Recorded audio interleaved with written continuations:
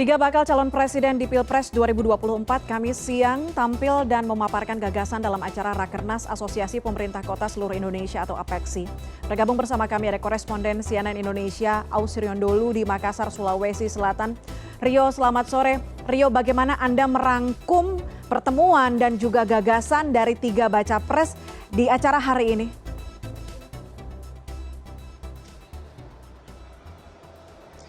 Iya, selamat sore Puspa. Memang benar sekali bahwa bagaimana agenda Rakernas ke-16 dari Asosiasi Pemerintah Kota Seluruh Indonesia yang digelar di Makassar sejak pada beberapa hari yang lalu dan pada hari ini spesial mengundang ketiga bakal calon presiden yang akan berkontestasi dalam pemilu 2024 yang akan datang, baik dimulai dari Ganjar Pranowo, lalu kemudian Anies Baswedan dan juga Prabowo Subianto, memenuhi agendanya masing-masing dengan sejumlah pidato dari gagasan yang akan ia bawa, masing-masing akan bawa menuju Indonesia ke depan. Bagaimana jika nanti mereka memimpin bangsa Indonesia ke depan. Tadi diawali dengan kehadiran dari Ganjar Pranowo sejak pada pukul 11 pagi waktu Indonesia Tengah begitu, lalu diikuti dengan pidato dari Anies Baswedan pada pukul 1 siang waktu Indonesia Tengah dan ditutup oleh Menteri Pertahanan Prabowo Subianto yang melaksanakan pidatonya pada pukul 2 siang waktu Indonesia Tengah. Sayangnya dari momen yang memang ditunggu oleh publik bagaimana seharusnya mereka bisa melihat ketiga bakal calon presiden ini duduk bersama-sama di dalam agenda APEKSI ini, itu tidak terjadi karena memang secara agenda ini sangat disayangkan.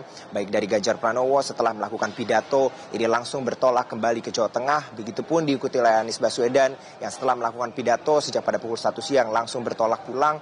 Namun kami mendapat informasi pada setelah Prabowo Subianto menghadiri agenda APEKSI di sini. Di sini ia sedang melaksanakan agenda selanjutnya dengan Wali Kota Medan yakni Bobi Nasution di dalam sejumlah pertemuan tertutup begitu. Nah, terkait dengan apa yang disampaikan oleh ketiga bakal calon presiden dalam agenda APEKSI ini, memang yang menarik adalah bagaimana kami meng-highlight, menggarisbawahi bagaimana dari Ganjar Pranowo dan juga Prabowo Subianto ini hampir lebih sering menyebut nama Presiden Joko Widodo yang memang salah satunya ingin melanjutkan pembangunan di era Presiden Joko Widodo. Lalu kemudian seperti Ganjar Pranowo juga menyebutkan bagaimana ia selalu berkonsultasi dan menjaga hubungan baik dengan Presiden Joko Widodo dalam konteks Ganjar Pranowo sebagai Gubernur Jawa Tengah dan Jokowi sebagai Presiden Republik Indonesia sebagai kepanjangan tangan. Ganjar Pranowo beberapa kali menyebutkan nama Presiden Joko Widodo ini memberikan solusi yang baik kepada sejumlah permasalahan yang ia hadapi seperti di Jawa Tengah. Misalnya saja tadi dalam pidatonya Ganjar Pranowo menyebutkan bahwa pada momen ia menyatakan bahwa hingga pada saat ini ia masih dibully terkait dengan kondisi wadas yang ada di Jawa Tengah, bagaimana ia dibully oleh masyarakat terkait dengan bagaimana penyelesaian apa yang sudah dilakukan oleh Ganjar Pranowo. Namun tadi dalam kesempatan pemberian paparan tersebut, Ganjar menyebutkan bahwa sebelum ia mengambil keputusan untuk membayar ganti rugi kepada para penolak di daerah wadas, ia berkonsultasi kepada Presiden Joko Widodo terkait dengan apa yang sebenarnya harus dilakukan untuk menyelesaikan problem di wadas tersebut. Dan ia menyebutkan bahwa ia sangat mengapresiasi hubungan baik dan juga konsultasi yang dilakukan oleh dirinya dengan Presiden Jokowi pada saat itu. Lalu kemudian dalam pidato yang dilakukan oleh Ganjar Pranowo, ia juga menutupnya dengan bagaimana ia menceritakan hubungan dengan Prabowo dan juga Anies Baswedan yang memang turut hadir pada hari ini. Dan memang tadi yang belum sempat saya sebutkan bahwa yang menarik hari ini adalah bagaimana dalam agenda pemaparan pidato setiap narasumber ini ditanyakan bagaimana perspektif mereka terkait dengan relasinya dengan kontestan satu dengan yang lainnya. Misalkan tadi dari Ganjar Pranowo, ia menyebutkan dalam pidato penutupnya, ia menyisipkan pesan damai bahwa jangan sampai terjadi lagi pembelahan sosial pada pemilu 2024 yang akan datang. Bagaimana ia bercerita bahwa ia sempat menjadi juru kampanye Prabowo pada saat Prabowo maju menjadi calon wakil presiden Megawati pada pemilu 2009 yang lalu. Lalu kemudian ia juga pernah 2 kali menjadi juru kampanye dari Presiden Jokowi, sehingga ia menghormati Prabowo sebagai lawan politiknya pada saat ini. Dan juga ia menyebutkan bahwa ia terus berkomunikasi dengan Prabowo hingga pada saat ini, dan ia sempat membawa momentum ketika Ganjar, Jokowi dan juga Prabowo ada di dalam satu momen di Kebumen, dan ia sempat menyebutkan ia sering kali bercanda dengan Prabowo hingga pada saat ini. Begitu juga dengan relasi yang ia sebutkan dengan Anies Baswedan. Ia menceritakan bahwa memang keduanya kerap berkomunikasi, bercanda karena memang bersahabat sejak masa kuliah di Universitas Gadjah Mada pada saat itu.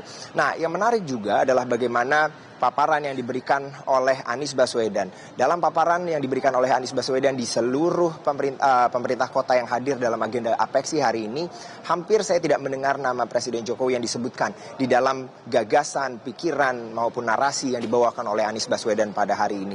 Seperti malah dia sempat menyebutkan terkait dengan sejumlah kritik keras terkait dengan sejumlah kebijakan publik yang ada di masa pemerintahan Joko Widodo, seperti misalnya salah satunya adalah ia menunjukkan dari ketimpangan sosial yang ada di Indonesia hingga pada saat ini melalui dua perspektif. Ketika ia menjadi Menteri Pendidikan, ia merasa bahwa ada kesenggangan terkait dengan pendidikan, karena itu pada saat ia menjabat sebagai Menteri Pendidikan, ia membentuk Indonesia Mengajar pada saat itu. Lalu kemudian ketika ia menjabat sebagai Gubernur DKI, ia melihat ketimpangan ataupun kemiskinan ekstrim yang menurutnya ini ternyata terjadi di wilayah perkotaan, bukan di pedesaan. Ia sempat menyebutkan bahwa dua perspektif ini membuat dirinya sadar bahwa pembangunan kota ke depan ini harus berlandaskan 4 prinsip utama yang ia sebutkan. Bagaimana dari 4 prinsip utama tersebut adalah prinsipnya harus layak huni, asri, adil, dan maju yang akan membawa masyarakat Indonesia keluar dari kesenjangan, ketimpangan sosial yang ada. Dan juga ia juga menutup, tadi ada satu pertanyaan dari salah satu wali kota yang menanyakan bagaimana jika nanti ia memimpin bangsa Indonesia ke depan terkait dengan pembangunan IKN di masa yang akan datang. Ia sekali lagi dalam beberapa kali kesempatan memang sering sekali ditanyakan terkait dengan isu ini. Namun sekali lagi ia tidak menjawab dengan pasti terkait dengan apakah memang jika nanti Anies Baswedan memimpin akan pasti melanjutkan IKN atau tidak. Namun kira-kira jawabannya adalah ia menyatakan bahwa sesuatu yang direncanakan dengan baik, publik pasti akan mendukungnya. Namun jika sesuatu itu tidak direncanakan dengan baik, pasti akan menggunakan otot-otot politik untuk merealisasikan rencana tersebut. Ini artinya memang kami tidak mendengar terkait dengan kepastian yang akan diberikan oleh Anies Baswedan terkait dengan pembangunan, bahwa ia tentu akan melaksanakan IKN ini karena memang sudah menjadi undang-undang. Dan sejumlah hal yang menarik terkait juga tadi ada usulan daripada pemerintah kota terkait dengan usulan membentuk undang-undang kota begitu, karena selama ini yang ia rasakan belum ada undang-undang ataupun badan hukum yang memang mengurusi tentang pemerintahan kota.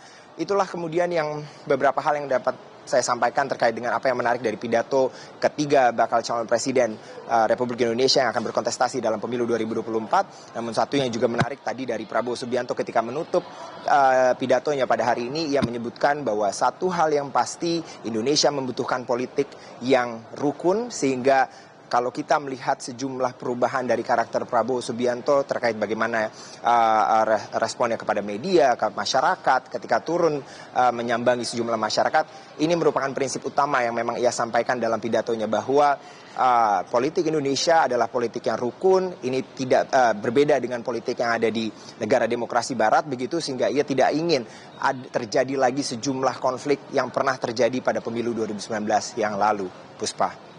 Terima kasih laporan Anda, koresponden CNN Indonesia Ausirion Dholu melaporkan dari Makassar, Sulawesi Selatan.